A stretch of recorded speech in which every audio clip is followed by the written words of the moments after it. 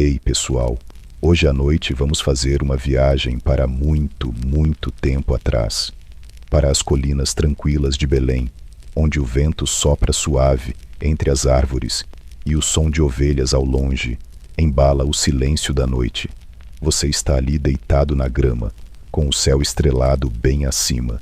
As estrelas piscam como se estivessem contando segredos e a lua banha os campos com uma luz prateada. A brisa cheira a terra úmida e a folhas recém-abaladas. Você sente o capim gelado tocando suas pernas, enquanto observa um dos carneirinhos se aconchegando em uma pedra quentinha. Seu cajado está ao lado e a harpa pequena feita por você mesmo com madeira de oliveira repousa em seu colo. Você toca algumas notas suaves. O som se mistura ao cantar de um grilo distante e por um momento tudo parece perfeito. Mas não é só sobre ovelhas e música, algo pulsa mais forte em seu coração. Uma sensação difícil de explicar, como se Deus estivesse perto, tipo muito perto, e sussurrando alguma coisa só para você.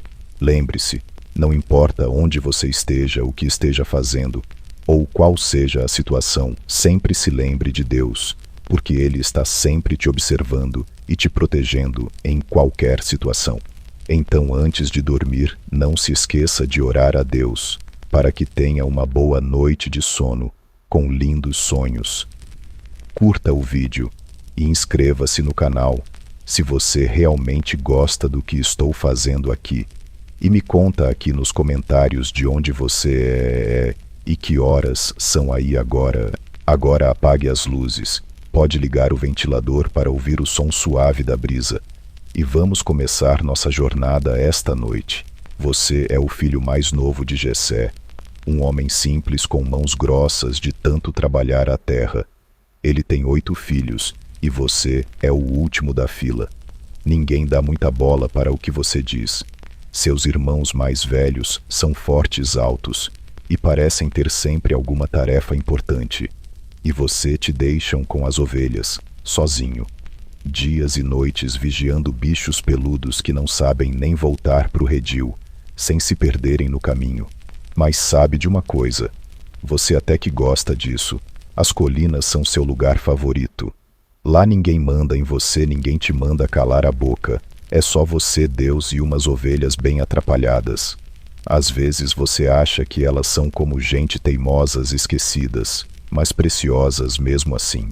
Em uma dessas noites, enquanto afasta um filhote de leão, sim, sério, um leãozinho atrevido, você sente que alguma coisa muda. Não no céu, não no vento, em você. É como se Deus estivesse te preparando para algo bem maior. Mas o que você só tem ovelhas e uma funda, e irmãos que nem te chamam pelo nome, até que um dia seu pai aparece. A expressão dele está mais séria do que de costume. Ele fala rápido, meio nervoso, dizendo que o profeta Samuel chegou à casa de vocês e quer ver os filhos. Todos, não, você não. Ele nem te chamou. De novo, você ficou com as ovelhas.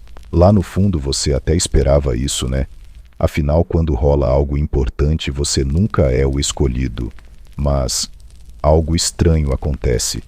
Pouco tempo depois, alguém vem correndo colina acima, ofegante, dizendo: Davi, corre. O profeta mandou te chamar. Você nem entende. Suas mãos estão sujas, o cabelo bagunçado, e sua túnica tem cheiro de ovelha. Mas você desce correndo, tropeçando em pedras, sem nem ter tempo de se limpar direito. E lá está ele, Samuel, o homem de Deus. Os olhos dele te encaram como se já te conhecessem. Ele pega um chifre com óleo, caminha até você, e sim, bem na frente de seus irmãos, derrama o óleo na sua cabeça. O cheiro é forte como um bosque inteiro esmagado em perfume. Você sente uma corrente elétrica percorrer sua espinha. Não de medo, é algo sagrado, algo diferente, algo eterno. E ninguém entende nada, nem você. Depois daquilo tudo muda, e nada muda. Você volta para as colinas, para sua harpa, para os carneirinhos. Mas agora há algo novo dentro de você, uma voz que não cala, um olhar que vê mais longe. Você começa a ver os animais com mais carinho, as colinas com mais brilho, e a si mesmo com menos dúvida. Em uma noite, enquanto as estrelas brilham mais fortes que nunca, você compõe um salmo. Nem sabe ainda que é um salmo, só sente que precisa falar com Deus do seu jeito. E você diz: "O Senhor é o meu pastor, nada me faltará." Sim, foi você que escreveu isso. E sim, isso vai virar hit por muitos séculos. Os dias vão passando. Você luta contra um urso com as próprias mãos e uma funda, e ganha.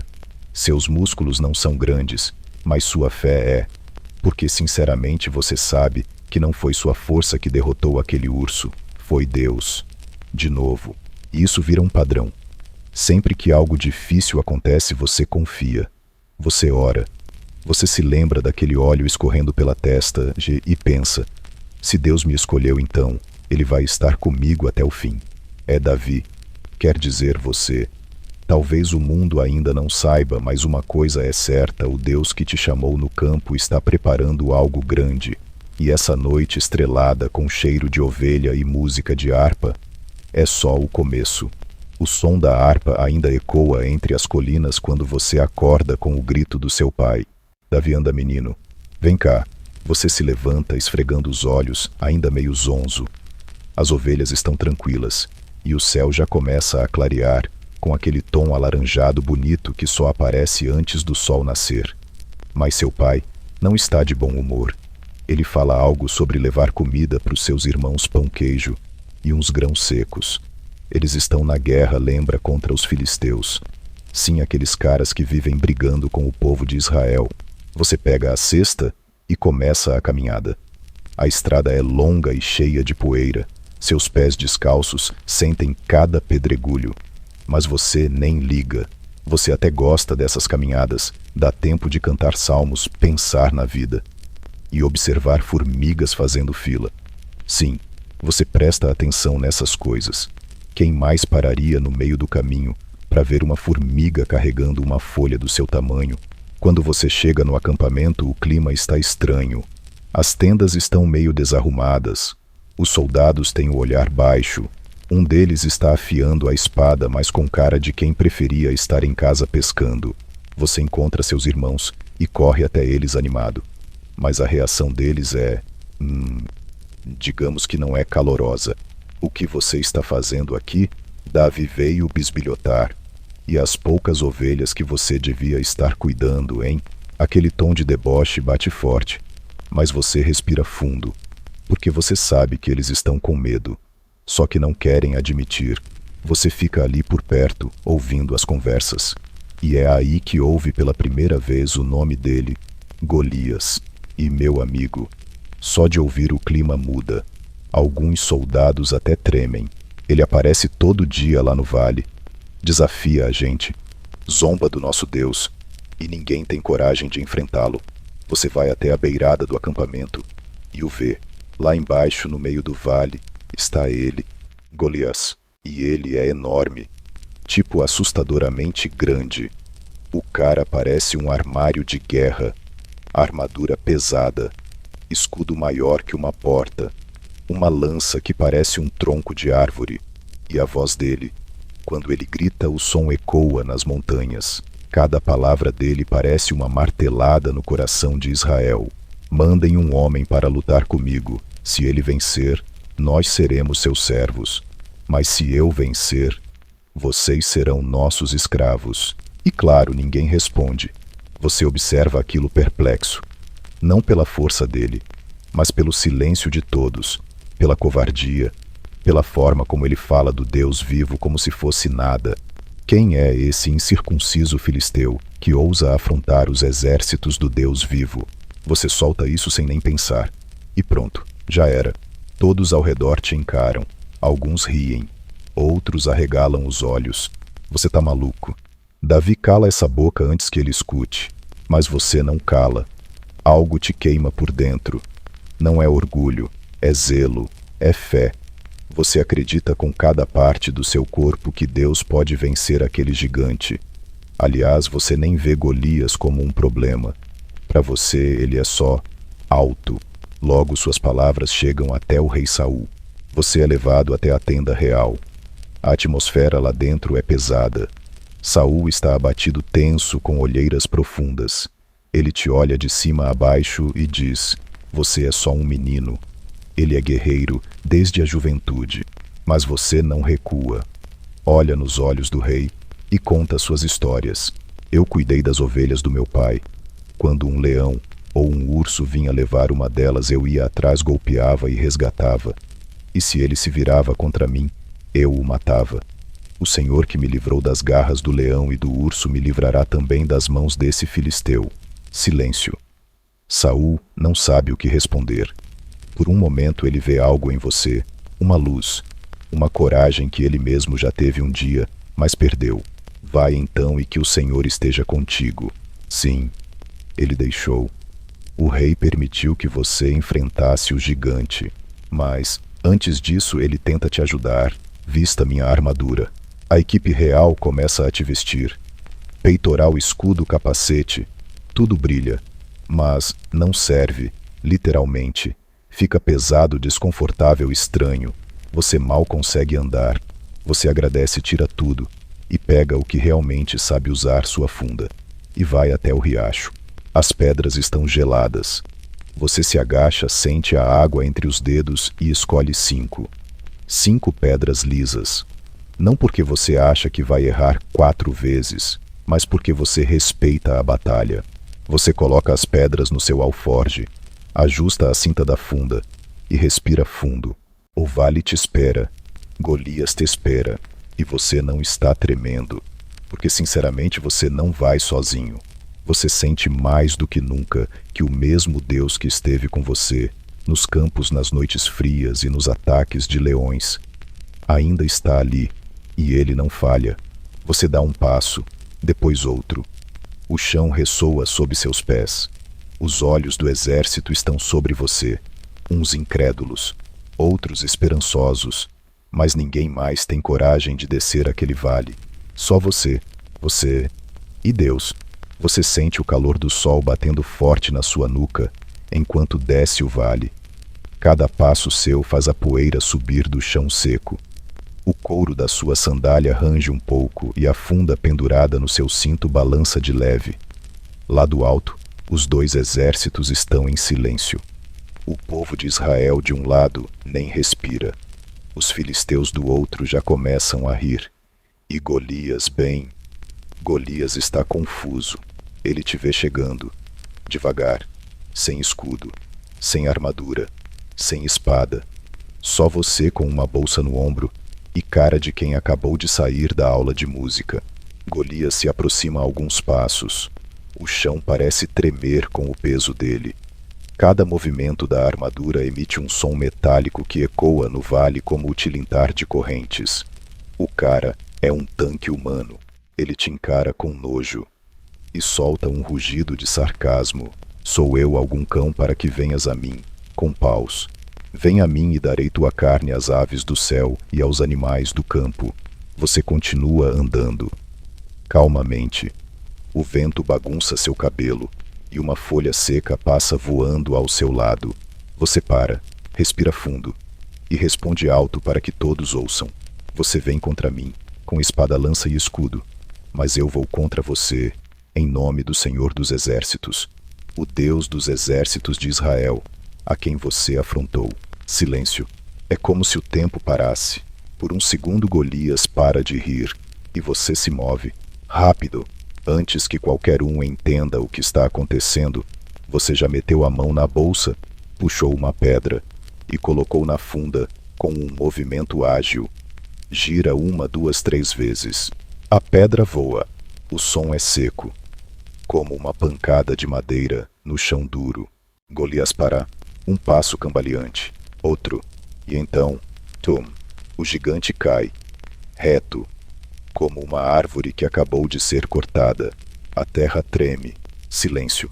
Por um instante eterno, ninguém entende o que acabou de acontecer. Você ainda está ali parado, com a funda na mão. O vento para de soprar. O tempo parece prender a respiração. Você se aproxima devagar. O corpo de Golias jaz no chão e a pedra está cravada bem no meio da testa dele. A armadura de ferro brilha, mas está inútil agora. A lança dele repousa caída, abandonada. Você puxa a espada dele. É pesada, enorme, e com dificuldade a levanta e termina o que começou. Os filisteus correm, tipo correm mesmo. E os israelitas, vendo isso, explodem em um grito de guerra. A vergonha vira coragem, a humilhação vira honra. Eles se levantam como um só homem e avançam. O vale, antes palco de medo, vira agora cenário de vitória. Você fica ali de pé com a espada nas mãos e o cheiro forte de ferro no ar. Sua respiração está ofegante e seu coração bate tão alto que você consegue ouvir. Mas não é medo, é algo maior. É Deus dentro de você. Depois disso tudo muda. O rei Saul quer te conhecer. Te chama para perto curioso. Olha nos seus olhos tentando entender como um garoto conseguiu fazer o que nenhum guerreiro ousou. Você é levado para o palácio. E pela primeira vez, vê de perto os corredores de pedra polida, os tecidos finos nas paredes, os guardas com armaduras impecáveis. Você sente o cheiro forte de incenso queimando em cada canto. E no fundo, uma leve sensação de que você não pertence ali, ainda. Mas alguém ali dentro te vê diferente. Jonatas, filho de Saul. Ele olha para você como se já fossem irmãos. Vocês trocam palavras, risadas, ideias sobre o que é coragem, fé e o que realmente importa. Ele te dá sua capa, sua espada até o cinto, como um pacto silencioso de amizade. E você de repente não é mais só o menino das ovelhas. Você é um herói nacional. A cidade canta sobre você nas ruas. Saul matou milhares, mas Davi matou dezenas de milhares. E sinceramente isso não cai muito bem nos ouvidos de um certo rei. Mas isso é assunto para depois. Por enquanto você ainda está no palácio, tocando sua harpa. E quando Saul tem crises tipo pesadelos acordados, vozes, aquele olhar perdido que assusta até os guardas, é você quem toca. Suas mãos deslizam pelas cordas com delicadeza. A música preenche o ambiente como um bálsamo invisível. É curioso, né? Você acabou de derrubar um gigante com uma funda, mas agora está aqui vencendo monstros invisíveis com música. Deus te usa das formas mais inesperadas. E lá dentro, tocando suavemente, você começa a entender algo que vai te acompanhar pela vida toda. Não é sobre espada, não é sobre força, é sobre presença. A presença de Deus. E quando ela está com você, até gigantes caem. As notas suaves da sua harpa ainda flutuam no ar quando você percebe. Os olhos de Saul não estão mais distantes. Ele parece mais calmo, os ombros relaxados. Pela primeira vez em dias, talvez semanas, o rei parece em paz. Você termina a música devagar, deixando o som desaparecer como bruma pela janela do palácio. Mas mesmo antes que o silêncio tome conta, você sente. Algo muda. Não fora de você dentro. Porque apesar dos aplausos, da fama e até da gratidão do rei, há um olhar estranho que começa a crescer em Saul.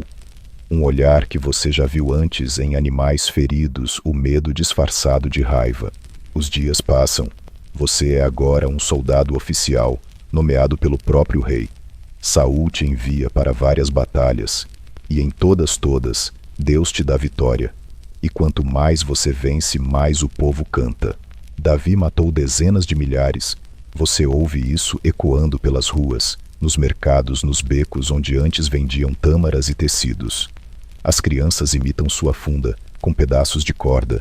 Até os mais velhos te olham com admiração, mas também com expectativa, como se estivessem esperando algo maior, algo que você ainda nem entendeu. E Saul ouve essas canções também. Só que diferente do povo, ele não sorri. Você sente os olhos dele em você. Não é mais gratidão, é inveja, é suspeita. E quando ninguém está olhando, é puro ódio. O que mais falta para esse garoto além do reino? Ele murmura entre os dentes como se estivesse conversando com os próprios demônios. Só que enquanto isso, você e Jonatas continuam mais próximos do que nunca. Vocês conversam à noite, trocam confidências, falam sobre o futuro. Ele confia em você, de verdade. E isso talvez seja o que mais dói em Saul, o fato de seu próprio filho te amar como a um irmão. E então, num dia qualquer, tudo muda. Você está tocando sua harpa como sempre. Saul está sentado, o olhar fixo em algum ponto do nada. De repente, sem aviso, ele se levanta e Zapt lança a lança dele contra você. O som do metal cortando o ar é algo que você nunca vai esquecer. É seco, frio, rápido. Você desvia por instinto, a lança crava na parede atrás de você, vibrando como se tivesse vida própria. Você olha para Saul. Ele não diz nada. Você não espera. Sai correndo. É nesse momento que você entende, não é seguro aqui. Você vai embora. Não por medo, mas porque percebe que o perigo agora é outro. Não é um gigante que você vê de longe. É um rei que enlouqueceu perto demais. Você procura Samuel, aquele mesmo profeta que anos atrás derramou óleo na sua cabeça e te disse baixinho que Deus tinha planos grandes para você. Ele te ouve. Ele vê nos seus olhos que você está exausto, confuso, perseguido, e ele só confirma o que você já suspeitava. Saul foi rejeitado. Deus o deixou, e você foi escolhido. Não por acaso, não por sorte, mas por propósito. Samuel te conforta, mas não te esconde a verdade. O caminho até o trono vai ser longo, doloroso, perigoso, e você ali no meio do nada, com poeira nas sandálias e uma funda ainda presa à cintura, sussurra para si mesmo: ainda que eu ande pelo vale da sombra da morte, parece que esse vale continua, né? Você começa a fugir, de cidade em cidade, dormindo em cavernas, comendo restos, escondido, sempre olhando por cima do ombro. Você que venceu Golias com uma pedra agora se esconde de um homem com uma coroa, e em meio a essa fuga você começa a reunir pessoas. Mas não são guerreiros, não. São os quebrados, os endividados, os amargurados de espírito. Sim, você se torna líder de um bando de desesperados. E mesmo assim, você os acolhe, ensina, protege, porque é isso que um rei de verdade faz mesmo quando ainda não tem coroa. E mesmo assim, Saul não para. Manda espiões, tropas, lança mentiras, usa o trono como arma. E você, cansado, faminto, com a barba suja e os olhos vermelhos de tanto vigiar à noite, escreve salmos. Sim, você canta mesmo enquanto foge, porque cantar é sua forma de lutar contra o medo, e orar com melodia é como respirar esperança. Uma noite você está numa caverna escura com seus homens. Silêncio total, só o som da água pingando do teto. E quem entra lá para fazer suas necessidades? Sol, sim, ele mesmo, sem guardas, sem espada na mão, o rei, vulnerável, literalmente de calças arriadas. Seus homens sussurram: essa é a sua chance, Deus te entregou ele nas mãos, mata ele agora. Mas você corta só um pedaço do manto dele, em silêncio. Depois, quando ele já está longe, você se levanta, mostra o pedaço de tecido e grita: eu poderia ter te matado, mas não fiz isso, porque eu não vou tocar no ungido do Senhor.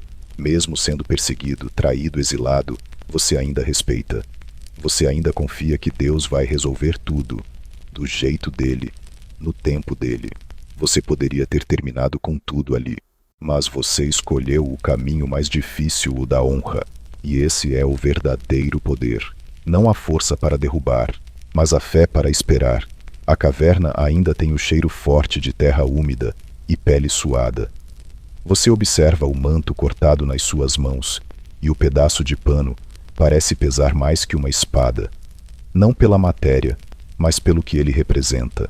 Você poderia ter matado o rei, mas não matou. E isso deixa todo mundo ao seu redor confuso. Alguns frustrados, outros ainda mais fiéis a você, porque eles veem, eles sentem que você é diferente. Você não está nessa jornada por vingança. Você não quer roubar um trono. Você está esperando Deus te entregar ele. Mas Saul, mesmo depois disso, não para. Mesmo depois de ver que você poupou sua vida, mesmo depois de prometer entre lágrimas que não ia mais te perseguir, ele volta a te caçar. Você começa a se perguntar: quanto tempo mais, Deus? Quanto tempo eu preciso correr, fugir, dormir entre pedras, comer, com medo viver como se fosse um criminoso? E mesmo sem resposta você continua. E então, você falha. Sim, porque mesmo grandes corações tropeçam. Você está cansado. Tão cansado que em um momento de fraqueza vai se esconder entre os filisteus. Isso mesmo, os filisteus. O povo de Golias. O povo que você enfrentou. Você acha que pode ficar ali invisível, escondido, disfarçado de alguém que não oferece ameaça? E por um tempo, dá certo. O rei filisteu te deixa ficar. Até te dá uma cidade, Ziclag. Você monta acampamento com seus homens. Faz da cidade seu refúgio. E por um instante só a vida parece menos dura. Você tem teto. Você tem descanso. Você tem paz. Mas essa paz é estranha.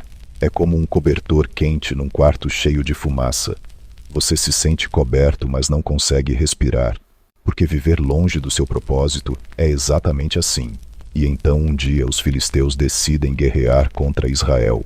Sim, contra o seu povo. E o rei filisteu te chama. Espera que você lute com ele. Contra seus irmãos. Contra Saul. Contra Jonatas. Você diz: claro, meu senhor. Estou contigo. Mas por dentro, tudo em você grita. E aí algo inesperado acontece. Os príncipes filisteus olham para você com desconfiança. Suspeitam. Não confiam. E convencem o rei a te mandar de volta. É como se Deus silenciosamente dissesse: você não pertence a esse exército. Você volta para Ziclag. Mas o que encontra é destruição. Sua cidade foi saqueada. Suas esposas levadas. Seus filhos também. Tudo queimado. Tudo roubado. Seus próprios homens. Os mesmos que comeram contigo, riram contigo, lutaram contigo, agora olham para você com olhos escuros. Vamos apedrejá-lo. Sim, eles pensam isso em voz alta, porque no fundo, o povo sempre precisa de um culpado. E você está ali de pé com a barba suja de cinzas, cercado por pedras, algumas metafóricas, outras não. E o que você faz? Você chora, você se ajoelha, e você ora. O texto diz: Davi se reanimou no Senhor seu Deus. Reanimou, como uma vela quase apagada que de repente encontra vento contrário e reacende. Você se levanta, vai atrás dos saqueadores, luta, recupera tudo, esposas, filhos, tesouros, até os pequenos detalhes. E ali no meio da poeira da reconquista você lembra de quem você é. Você não é um fugitivo, você é um ungido. Enquanto isso, a guerra entre Israel e os filisteus acontece. Você não está lá, mas o som da derrota chega como um trovão que atravessa o vale. Saul está morto, e com ele Jonatas, seu amigo, seu irmão. A alma gêmea em honra e verdade. Você não corre, você não celebra, você chora, compõe um lamento, uma poesia que ecoa entre os montes. Uma música triste que diz: como caíram os valentes. Jonatas, teu amor por mim era mais maravilhoso que o amor das mulheres. Você segura esse luto como se fosse uma armadura quebrada, porque antes de ser rei, você ainda é humano. E mesmo com o trono se aproximando, o preço que ele cobra já começa a doer. Mas o povo vê você agora como a única luz que restou.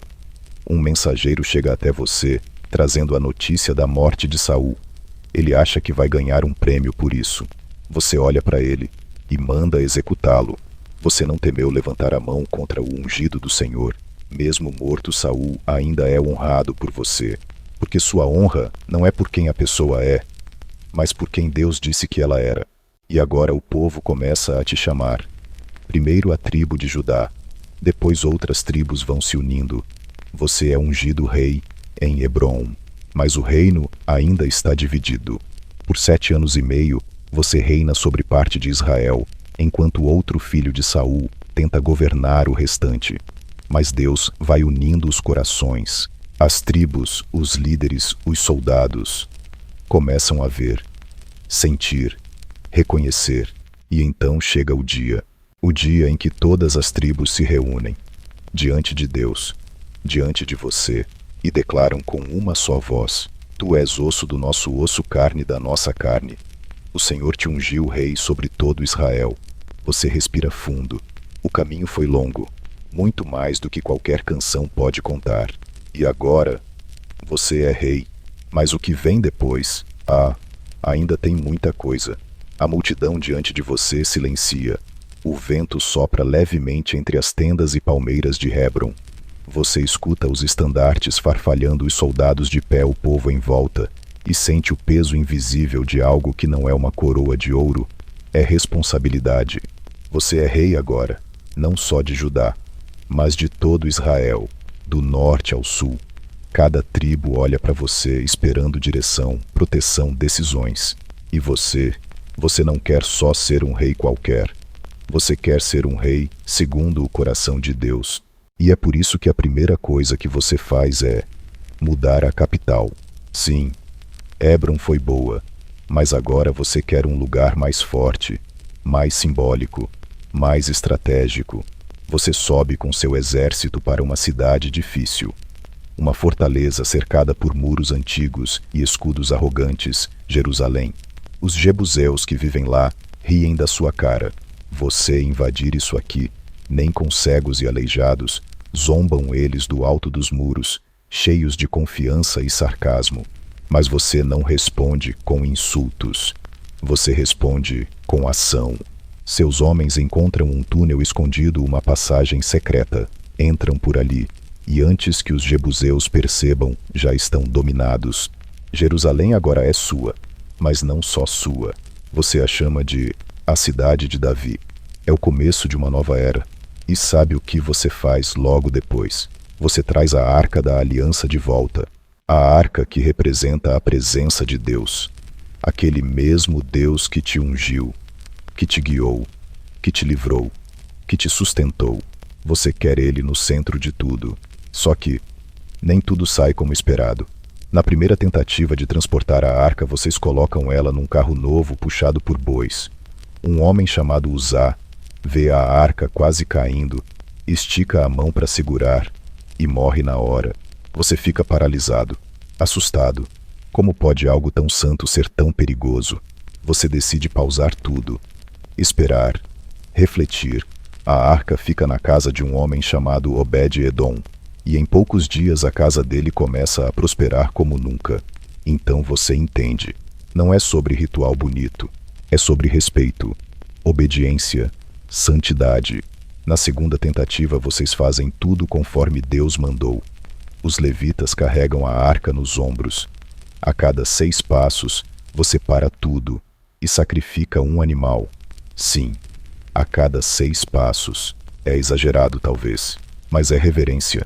E no meio do caminho, você começa a dançar. Sim, você, rei ungido, homem de guerra, dança como uma criança, sem vergonha, sem status, sem limites.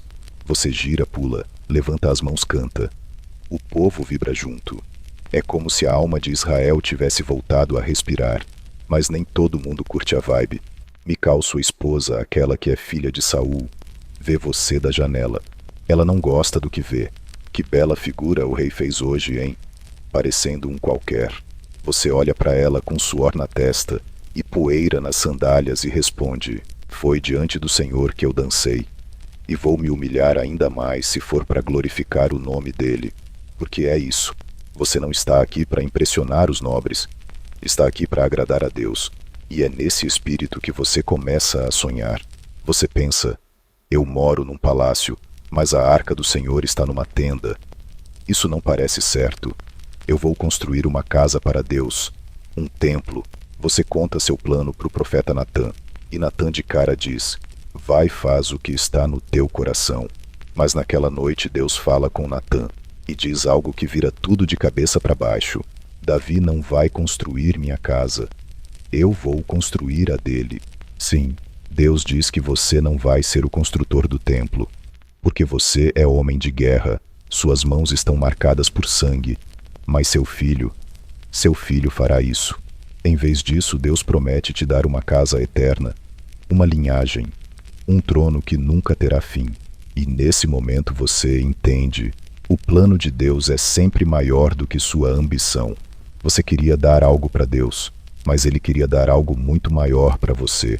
Você entra num lugar silencioso, se ajoelha e ora uma das orações mais sinceras da sua vida. Quem sou eu, Senhor Deus? E qual é a minha casa para que me tenhas trazido até aqui?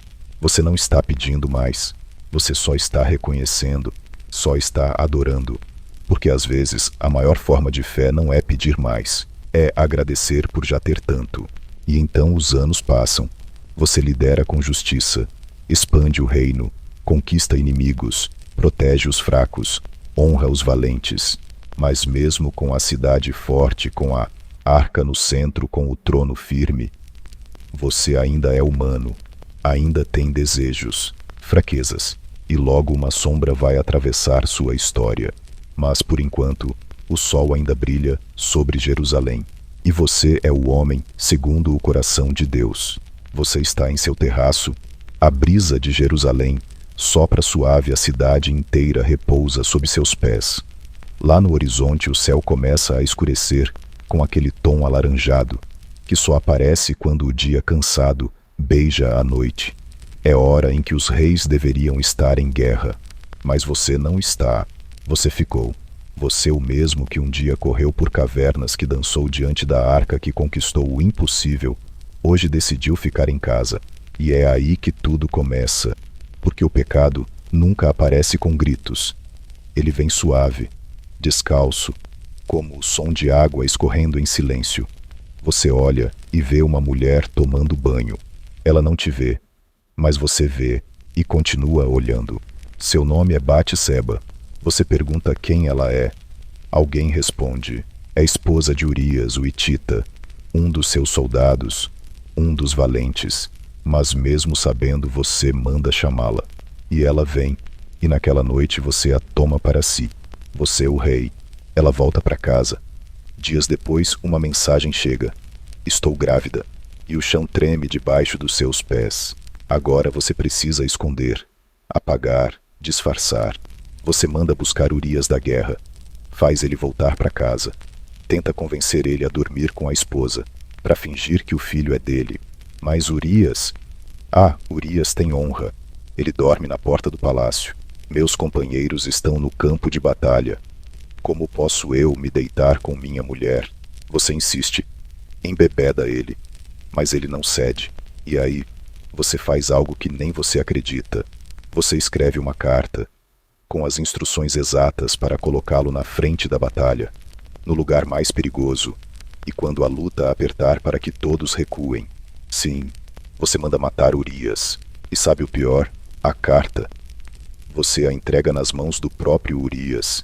Ele leva a própria sentença de morte sem saber. Dias depois a notícia vem: Urias está morto. E você casa com Batseba. Agora parece que tudo está resolvido. Escondido, disfarçado. Mas Deus viu. Deus sempre vê. O profeta Natã bate na sua porta. Ele conta uma história simples, de um homem rico que tinha muitos rebanhos e de um pobre que só tinha uma ovelhinha. A ovelha dormia no colo dele, comia do seu prato, era como uma filha. Mas o homem rico, querendo dar um banquete, ao invés de pegar uma das suas muitas ovelhas, pegou a única do pobre. Você ouve e se revolta. Esse homem merece morrer. E Natã olha nos seus olhos e diz: esse homem é você. Silêncio. Silêncio, como o que vem depois de um trovão que parte a terra. Você sente tudo desmoronar. O peso, a culpa, a vergonha, a verdade crua. Você diz: pequei contra o Senhor. E Natã responde: o Senhor perdoou o seu pecado. Você não morrerá, mas a espada nunca sairá da sua casa. Sim, você é perdoado, mas as consequências ainda virão. O filho que nasceu de você e Batseba adoece, e você ora, jejua, chora no chão, implora, mas o bebê morre. E pela primeira vez em muito tempo, você não luta contra Deus.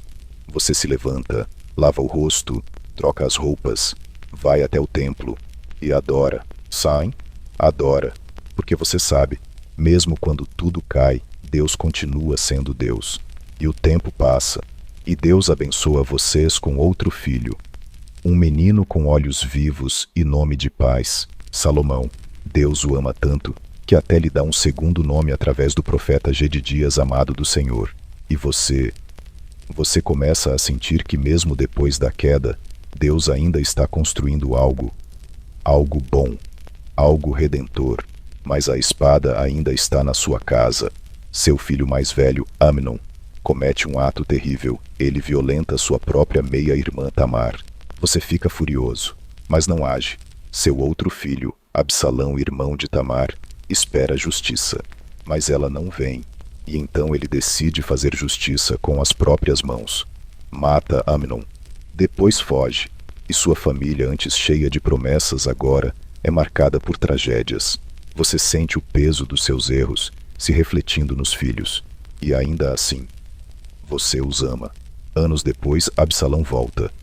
Mas não volta para se reconciliar. Volta para conspirar, para roubar o coração do povo. E ele consegue. Com charme, beleza e lábia, ele ganha os israelitas. E um dia, ele se declara rei. Sim, seu próprio filho se levanta contra você. E você foge. Mais uma vez você sai da sua cidade. Mais uma vez você anda pelo deserto. Mais uma vez você chora, enquanto caminha com os pés cobertos de poeira e a alma coberta de saudade. E é nesse momento que a memória do jovem pastor volta. Porque mesmo com a barba grisalha, você ainda é o menino do campo que confia em Deus quando tudo desaba. Você escreve salmos, canta baixinho para si mesmo, ora e espera, porque você sabe, o Deus que te levantou do pasto ainda é o Deus que pode te restaurar ao trono. Você está de volta ao deserto, mas desta vez não fugindo de Saul, está fugindo do seu filho.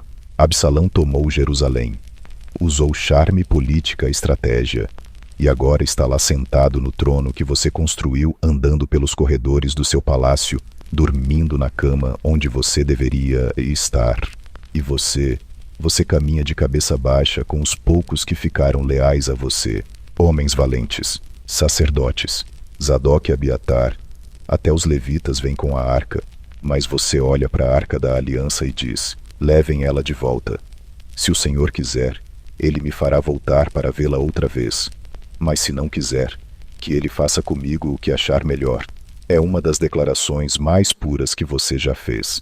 Você não quer manipular Deus, só confiar. E no meio desse caos todo tem um momento que você nunca vai esquecer, quando Simei aparece. Ele é da família de Saul e começa a te amaldiçoar. Joga pedras, cospe, grita que você é um assassino, um usurpador.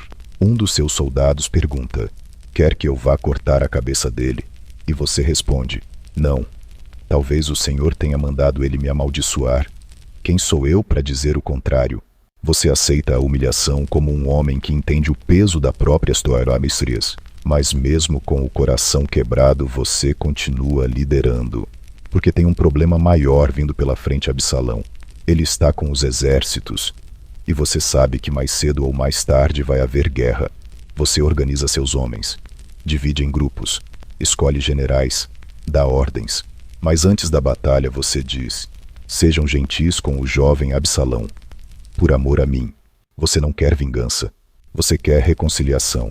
Mas o campo de batalha é cruel. E quando a guerra explode, Absalão, com toda sua beleza, charme e orgulho, acaba ficando preso com a cabeça nos galhos de uma árvore, enquanto seu cavalo passa, preso, sozinho, vulnerável. Joabe, seu comandante, o vê, e mesmo com sua ordem, Joabe o mata. 3 dardos no coração. Fim de Absalão. E quando a notícia chega até você, você chora, mas não chora como um rei, chora como pai. Você sobe ao quarto acima do portão da cidade e grita: meu filho Absalão, meu filho, meu filho. Quem me dera ter morrido em seu lugar. E o povo escuta e se entristece, porque ninguém sabe o que fazer quando a vitória vem com gosto de luto. Joabe, direto como sempre, entra na sua presença. Você precisa se levantar, mostrar gratidão a quem te salvou.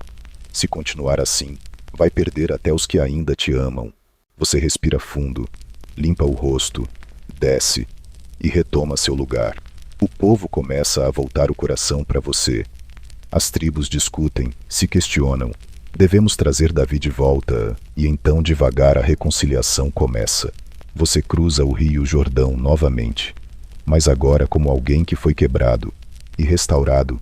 Você reencontra Simei, aquele que te amaldiçoou. Ele pede perdão, e você perdoa.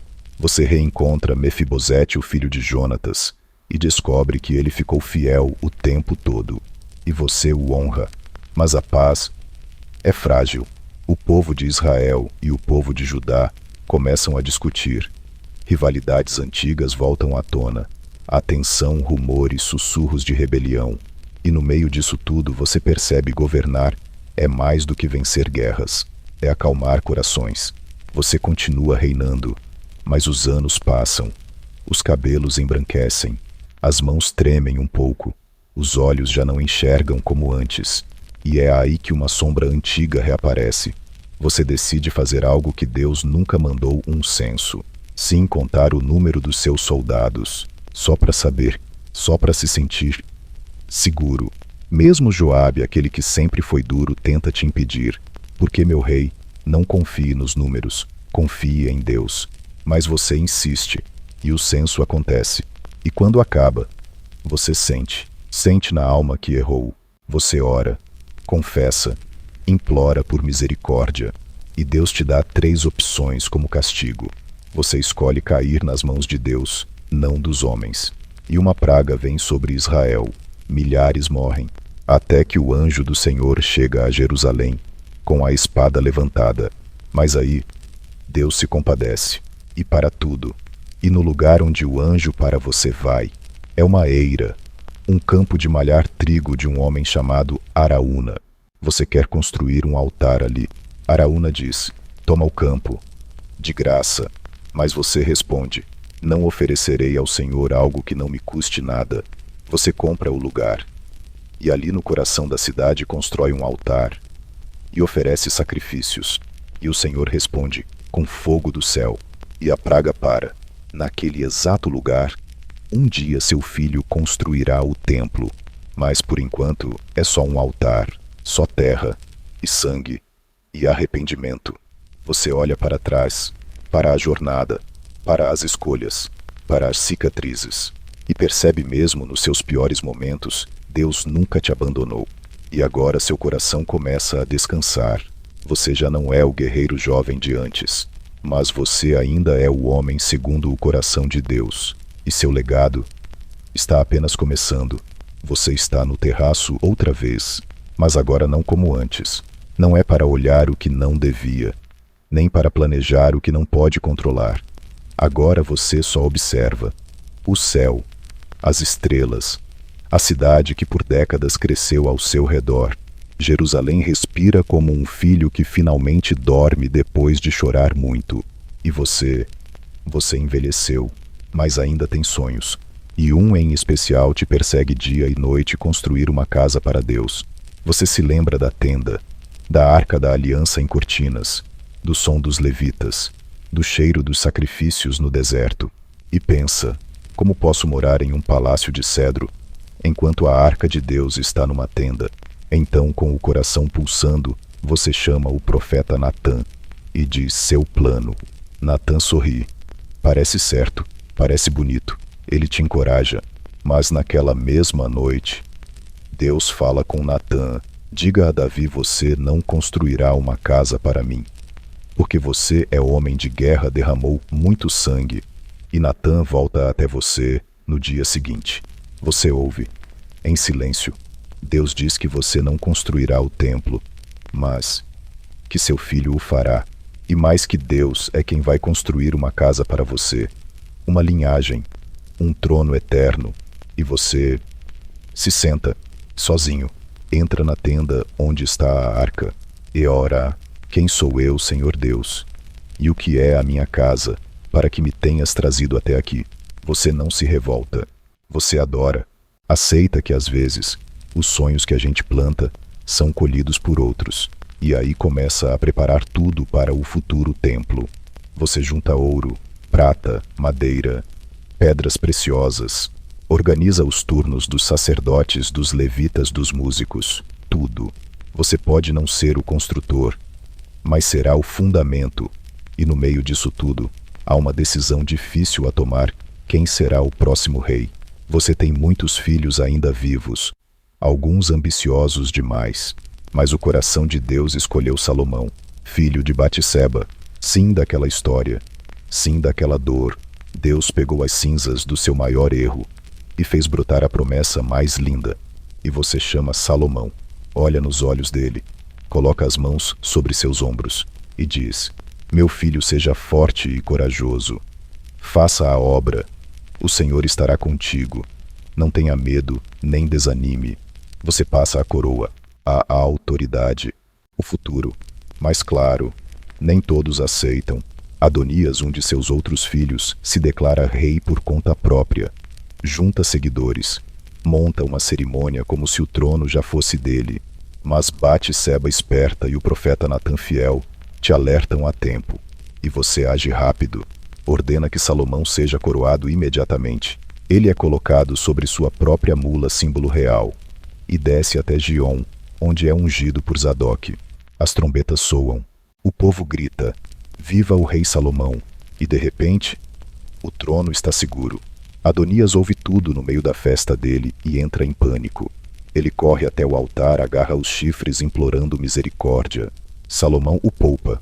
Por enquanto, você observa tudo de longe, não com frieza, mas com a calma de quem já viu muitos altos e baixos. Você sabe que Salomão vai errar, sabe que vai se perder às vezes, mas também sabe que Deus vai continuar sua história apesar disso tudo. E você começa a escrever salmos, cânticos, instruções para o culto, orações que vão atravessar séculos. Alguns salmos são gritos, outros suspiros. Tem salmo que você escreveu no campo segurando a harpa, enquanto fugia de Saul. E tem salmo que você escreveu no trono, entre um decreto e outro. Mas todos têm o mesmo som, o som de um coração que bate por Deus. Você também registra suas últimas palavras. O Espírito do Senhor falou por mim. A sua palavra está na minha língua. Você fala sobre justiça, sobre liderança, sobre fidelidade. E então, um dia sem grande anúncio, sem glória nem cerimônia, você simplesmente sente que está pronto. Seu corpo já não responde como antes, mas sua alma está leve. Você chama Salomão mais uma vez, dá as últimas instruções. Anda nos caminhos do Senhor. Obedeça. Ele cumprirá a sua palavra. Você fecha os olhos, não com medo, mas com gratidão, porque você viveu cada nota da canção que Deus escreveu para você. Do campo ao trono, do erro à graça, do silêncio do deserto ao som das harpas de Jerusalém. E aí, você descansa, e a história continua, porque mesmo quando você parte, Deus permanece. Você não está mais aqui, mas a sua história ainda está viva, porque agora todas as manhãs no palácio o novo rei se levanta, seu filho, Salomão. Ele ainda caminha meio devagar, tentando se acostumar com a coroa pesada e as responsabilidades ainda maiores. E olha, ele é diferente de você. Enquanto você era emoção, instinto, coração na ponta dos dedos, ele é cálculo, silêncio, sabedoria que parece velha demais para sua idade. Mas apesar das diferenças, ele carrega algo seu, um temor profundo por Deus. Naquela noite, Salomão dorme em Gibeon e tem um sonho. Deus aparece para ele e diz: peça o que quiser. E ele responde: Senhor, dá-me sabedoria para governar teu povo. Porque quem sou eu para conduzir uma nação tão grande? E Deus sorri, literalmente. Sabe por quê? Porque ele podia ter pedido riqueza, fama, poder, vitória sobre os inimigos. Mas pediu sabedoria. Então Deus diz: porque você pediu isso, eu te darei o que não pediu: riqueza, glória e vida longa, se você andar nos meus caminhos. E Salomão acorda, respira fundo e começa seu reinado. É aí que você, mesmo não estando mais aqui, continua a influenciar tudo. Porque o legado que você deixou está vivo em cada decisão dele. A primeira coisa que Salomão faz é algo que você sonhava fazer: construir o templo. Sim, aquele templo que você sonhou, planejou, desenhou. agora começa a subir do chão. E quando os operários começam a trabalhar, o som das pedras sendo cortadas ecoa pela cidade. Só que, detalhe interessante, lá no monte nenhum martelo, nenhuma ferramenta de ferro é usada. Tudo é preparado antes no canteiro. O templo sobe em silêncio, como um santuário esculpido pela obediência. E quando ele fica pronto, Salomão reúne toda a nação. A arca é trazida com música, danças, louvores. E então, quando ela entra no Santo dos Santos, uma nuvem espessa enche o lugar. A glória de Deus desce, tão forte que os sacerdotes não conseguem nem ficar de pé. E Salomão se ajoelha, ergue as mãos e ora: Senhor, tu fizeste uma promessa a Davi, meu pai, e hoje a cumpriste. Que teu nome habite neste lugar e que teus olhos estejam sempre sobre esta casa. Depois disso, começa uma era de ouro. Salomão é procurado por reis e rainhas de longe. Gente curiosa para ver como esse homem pensa, fala, resolve problemas. Como aquela história da mãe que perdeu o filho e inventou que o bebê da outra era seu. E Salomão manda dividir a criança ao meio com a espada. Mas aí a mãe verdadeira grita: não dê o bebê a ela, só não o mate. E Salomão tranquilo: essa é a mãe. E todo mundo fica de queixo caído. A sabedoria que Deus deu a ele começa a transformar tudo. Israel cresce, exporta, importa, ergue palácios, fortalezas, cidades inteiras. Você sempre foi o rei que uniu o povo. Salomão é o rei que o faz florescer. Mas, você sabia que viria um mais, né? Com o tempo, o coração de Salomão começa a se distrair. Ele casa com princesas de muitos povos, e com elas vêm os deuses estrangeiros. E as conversas suaves no travesseiro viram pequenos desvios no coração, e os desvios viram altares, e os altares viram adoração, e a adoração vira infidelidade, e então aquilo que Deus mais temia acontece. O coração do rei começa a se dividir. Deus o alerta, tenta trazê-lo de volta, mas Salomão já está velho, cansado, cheio de projetos e alianças e compromissos, e o coração já não é mais todo do Senhor. Por isso Deus decide algo duro: o reino será dividido. Mas não nos dias de Salomão. Por amor a você. Olha só isso. Mesmo depois de tudo, mesmo com seu histórico complicado, Deus ainda diz: por amor a Davi, meu servo. É como se o nome Davi tivesse um eco no céu, um selo, um cheiro agradável que sobe das páginas do passado. E mesmo que Salomão se desvie, Deus segura firme a promessa. A linhagem continua, o trono segue, porque a fidelidade de Deus não é cancelada pelos nossos tropeços. Você percebe? Seu legado não foi apenas ser rei, guerreiro, poeta, pastor, pai de Salomão. Seu legado foi amar a Deus acima de tudo e continuar voltando para Ele mesmo quando tudo dava errado. E agora, mesmo que você já esteja descansando, seu nome ainda pesa no céu, ainda inspira, ainda sustenta. Porque Davi não foi um homem perfeito, mas foi um homem que sempre voltava para Deus. E isso muda tudo. Agora você está apenas lembrança, mas que lembrança viva, hein? Mesmo depois de tanto tempo, o nome Davi ainda é sussurrado nas ruas, cantado nos salmos, citado nas sinagogas. As crianças crescem ouvindo sobre suas vitórias. Os soldados repetem suas táticas nos treinamentos. E os anciãos contam suas histórias ao redor do fogo como quem fala de um velho amigo. Mas lá no céu, onde o tempo não tem pressa, Deus está de olho em algo maior. Porque você achava que a promessa era só sobre um trono físico. Não. A promessa que Deus te fez de ti virá um rei, cujo reino não terá fim. É muito maior do que qualquer coroa de ouro. E enquanto os anos passam, séculos até, as gerações descem como degraus. Algumas fiéis, outras nem tanto. O reino se divide: Judá, ao sul Israel, ao norte. Guerras, conspirações, traições. Reis bons, reis maus, reis tão maus que dá vontade de fechar a Bíblia e fingir que não viu. Mas em cada geração uma linha invisível se mantém firme. A linhagem de Davi, mesmo quando tudo parece perdido, mesmo quando o templo é destruído, mesmo quando o povo vai para o exílio na Babilônia e a cidade vira cinzas, e a arca desaparece sem deixar rastros. Você acha que acabou? Você acha que Deus esqueceu? Jamais. Porque veja, o coração dele não é igual ao dos homens. Ele não joga fora o que prometeu. E aí, no silêncio mais longo da história de Israel, 400 anos sem profetas, sem visões, sem sinais, algo começa a se mover. Numa vila esquecida chamada Nazaré, uma jovem virgem recebe a visita de um anjo. Sim, um anjo. Gabriel. O mesmo que apareceu a Daniel séculos antes. Ele olha nos olhos dela e diz: Maria, você vai ter um filho. E ela engasga, fica confusa. Mas o anjo continua: e ele será chamado Filho do Altíssimo. O Senhor Deus lhe dará o trono de Davi, seu pai, e ele reinará para sempre. Seu reino jamais terá fim. Você ouviu isso? O trono de Davi. A promessa está viva. Ela se move no ventre de uma jovem, entre as palhas de uma estrebaria, no choro de um bebê que os céus chamam de Emanuel, Deus conosco. E quando ele cresce, ele não usa coroa de ouro, nem empunha espada, mas carrega algo mais poderoso, a presença de Deus em carne e osso. Ele ensina com autoridade, cura com compaixão, expulsa demônios com uma palavra, anda sobre as águas como quem anda no quintal de casa. E todo mundo pergunta: pode vir algo bom de Nazaré?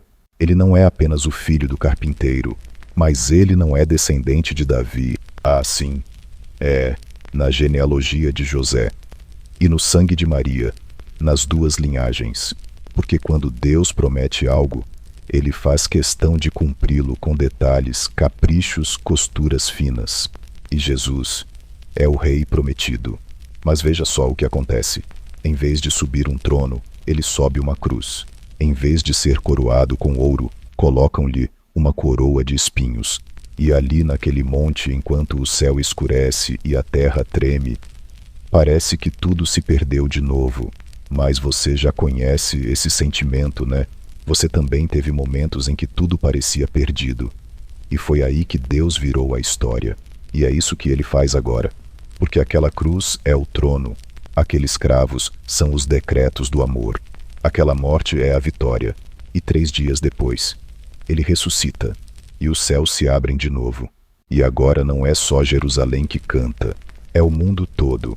Ele, o filho de Davi, vive. Reina. E está voltando. E o melhor, você, Davi, ainda está lá no meio dessa história.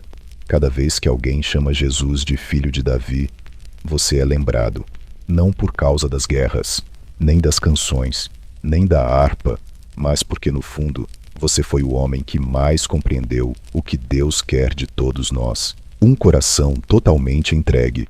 E esse coração continua batendo nas páginas das Escrituras, nos salmos que ainda são cantados, nas promessas que ainda estão se cumprindo. E sabe de uma coisa? Da próxima vez que os céus se abrirem e o rei voltar, ele virá como um leão, como um guerreiro, como o descendente legítimo de Davi. E todo joelho vai se dobrar, todo olho verá, e toda boca confessará: ele é o Senhor. O trono não acabou, só estava esperando o momento certo para brilhar de novo. Você está ouvindo? É o som de cavalos nas colinas, o sussurro de páginas antigas virando sozinhas ao vento. E lá está você de novo. Quer dizer, não exatamente você, mas seu reflexo. Porque por onde Jesus passa, o povo começa a lembrar: esse é o Messias, o filho de Davi. E cada vez que dizem isso, há uma expectativa no ar. Algo pulsa nos corações. Eles esperam o guerreiro, o libertador, o novo Davi com uma espada na mão e um exército nas costas. Mas Jesus não entra em Jerusalém com uma armadura brilhante montado num cavalo de guerra. Ele vem em cima de um jumentinho. Você sorri aí de onde estiver, né? Porque você entende, a grandeza de Deus nunca vem como a gente espera. O povo grita hosana ao filho de Davi, e jogam mantos no caminho, cortam ramos de palmeira. O chão vira tapete real, mas no céu, os anjos observam algo muito mais profundo, porque eles sabem que Jesus não veio para conquistar Roma, ele veio para conquistar corações. E isso, meu amigo, é uma batalha muito mais difícil. Então, chega o momento. A semana mais intensa da história da humanidade. Os líderes religiosos se irritam. O povo se divide. Os discípulos ficam confusos. E Jesus, silencioso, firme, avança.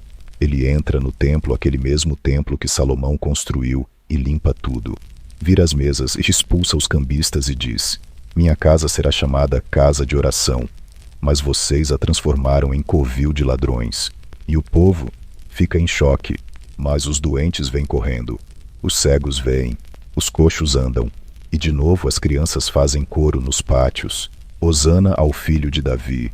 É quase como se você estivesse ali, ouvindo aquilo ecoar pelas colunas do templo. Mas as vozes contrárias também crescem. Os fariseus sussurram, os saduceus tramam, e Judas já está em movimento. Então vem a ceia, o pão, o vinho, o traidor, a prisão, o julgamento injusto e a cruz. Ah, a cruz. É estranho, né?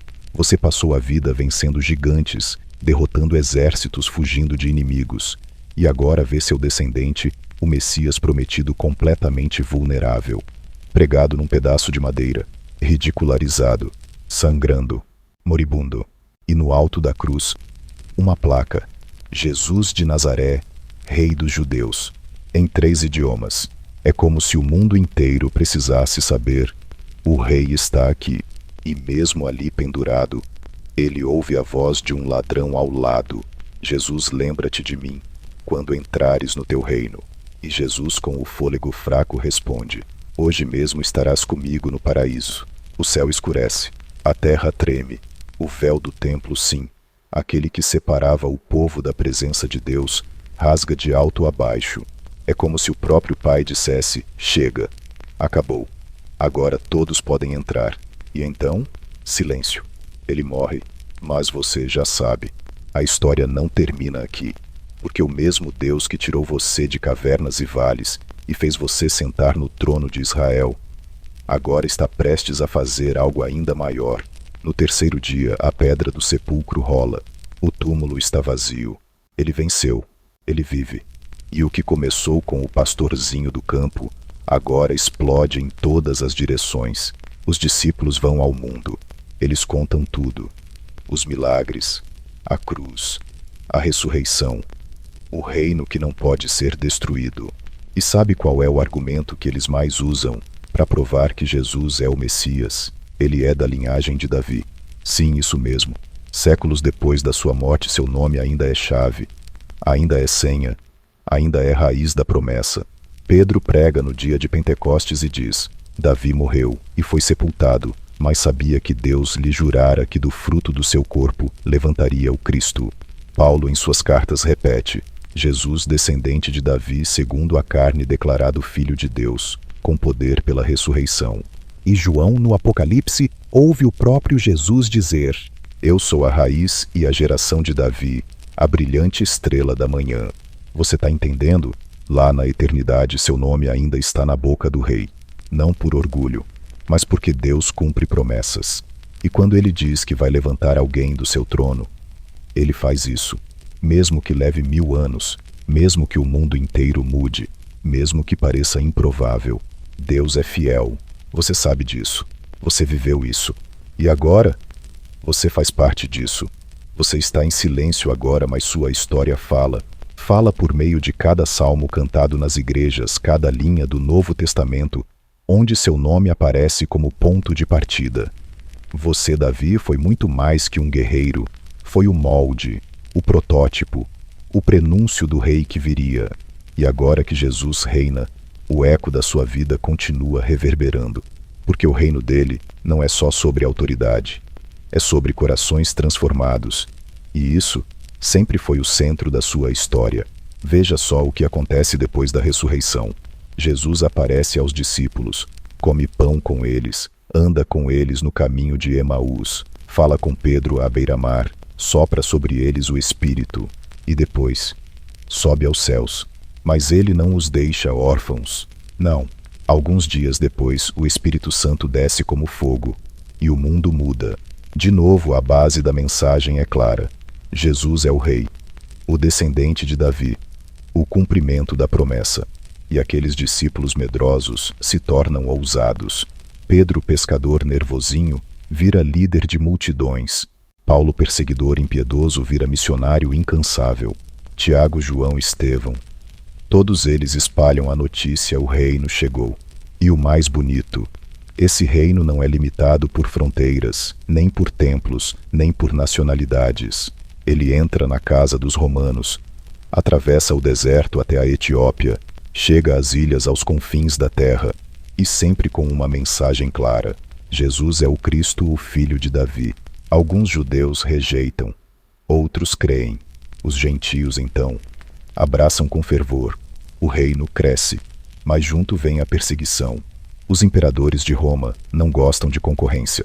Eles queimam igrejas, jogam cristãos nas arenas, prendem os apóstolos, mas nada detém o movimento.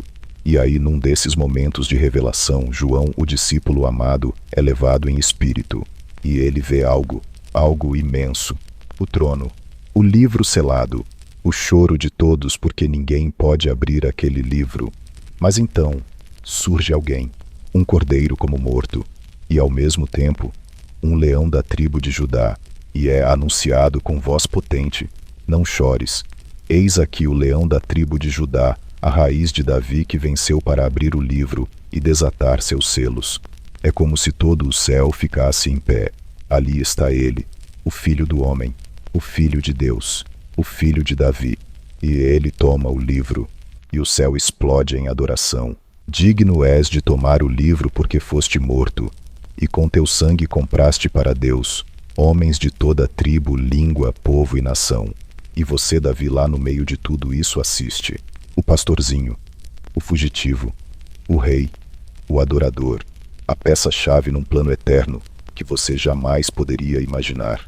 E o mais incrível, esse reino ainda está crescendo. 2000 anos depois, o nome de Jesus ainda move multidões. Pessoas ainda se ajoelham, ainda se rendem, ainda oram dizendo: Filho de Davi, tem misericórdia de mim. E ele ainda responde, ainda transforma, ainda reina. E tudo começou com um menino ruivo, com uma harpa nas mãos, um coração quebrantado e um amor imenso por Deus. Olha que coisa mais linda, Davi. Seu legado não foi uma cidade, nem uma torre, nem um exército. Foi a esperança, foi o fio da promessa, foi o exemplo de um coração que, mesmo falho, nunca deixou de correr para Deus. E agora, esse mesmo Deus reina, vive e convida todos a fazerem parte do reino. Você já pensou nisso? Quando você cuidava das ovelhas, achava que sua história era pequena. Quando fugia de Saul, achava que estava perdido. Quando pecou, achou que tinha arruinado tudo. Mas em cada momento, Deus estava escrevendo algo maior, algo que só faria sentido lá na frente. E agora todos os que creem em Jesus entram nesse reino que você ajudou a anunciar com sua vida. Eles se tornam filhos, parte da casa de Davi, e sim até nós agora, neste exato momento em que esta história é contada em pleno século XXI. Ainda somos tocados por ela, porque no final das contas, o rei que venceu Golias é o mesmo que ensinou a amar os inimigos, e o leão da tribo de Judá é também o cordeiro que tira o pecado do mundo. E o trono de Davi nunca foi sobre ouro, foi sobre aliança, sobre fidelidade, sobre promessa cumprida. Você está no fim da estrada. Mas que estrada, hein?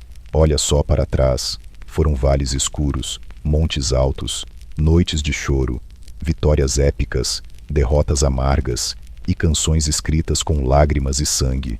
Mas também houve promessas. E acima de tudo houve fidelidade. Deus nunca te deixou. E na real, Ele nunca deixa ninguém que confia nele. É por isso que agora, com o reino de Jesus crescendo por todo o mundo, o seu nome continua vivo. Ele não é apenas lembrança histórica, é profecia cumprida. Você se tornou referência de fé, coragem e adoração. Mas não foi porque era perfeito. Longe disso. Foi porque você reconheceu sua pequenez diante da grandeza de Deus. E isso é o que o reino valoriza. Não o mais forte, nem o mais bonito, mas o mais quebrantado. E quer saber, esse reino ainda está se formando. Ele cresce silencioso nas cidades grandes e nos vilarejos escondidos. Cresce em comunidades que se reúnem debaixo de árvores ou em templos com ar-condicionado. Cresce nas prisões, nos hospitais, nas escolas, nos escritórios, nos quartos onde alguém dobra o joelho no fim do dia. Porque esse reino é dentro. Não é algo que você pode ver com os olhos, mas pode sentir. E você sente quando alguém perdoa. Quando alguém ajuda sem querer nada em troca. Quando alguém ora mesmo sem resposta imediata. Quando uma criança canta Hosana ao filho de Davi, sem nem entender a profundidade do que está dizendo. É o reino em movimento. E aí chega aquele momento íntimo, quase secreto. Jesus entra no coração de alguém e muda tudo. Deus ainda está levantando Davizinhos. Gente que de repente descobre que é parte de algo maior, que nasceu com propósito, que não está aqui por acaso. Pessoas como você, e quem sabe até você mesmo aí que está ouvindo essa história agora. Olha ao seu redor. Pode parecer que tudo está fora do lugar. Guerras, injustiças, dúvidas, medos. Mas o reino ainda avança, mesmo em meio ao caos. E sempre que alguém se levanta com fé contra algo muito maior, uma doença, um vício, um trauma, um pecado, lá está o eco de Davi de novo. Porque o espírito daquele menino ainda vive. A confiança que ele tinha, a ousadia, a coragem de dizer, eu vou com Deus. E isso é o suficiente. Essa chama ainda queima em muitos, inclusive em você. Você só precisa lembrar quem está com você. Não é só sobre vencer gigantes físicos. Às vezes o maior inimigo está dentro da gente, medo, dúvida, orgulho.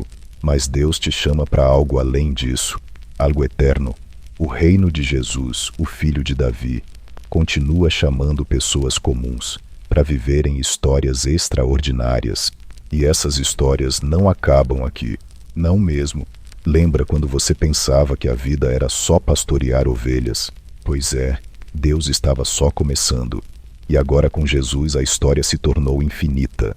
E o mais bonito, ele ainda chama pelo nome, ainda convida, ainda diz, siga-me. Porque o trono de Davi não terminou com Davi. Ele foi transferido, foi elevado, e agora está no céu, nas mãos de um rei, que nunca morre, nunca falha e nunca perde uma batalha. E sabe quem esse rei quer ao lado dele? Pessoas com o coração como o seu.